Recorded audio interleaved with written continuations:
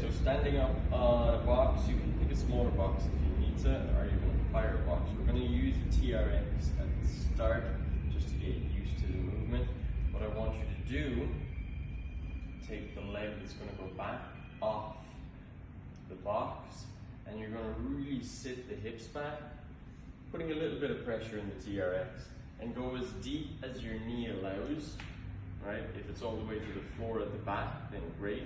If you're staying tall, you're going to use the TRX to pull yourself back up.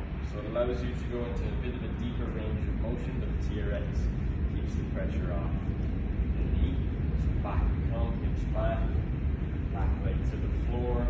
Really push the box away, so it's all about the front leg, pushing into the box as hard as I can, and then I lock out at the top, pull my knee up at the top. If this progresses, we can start to go without the TRX, or we can even start adding in weight.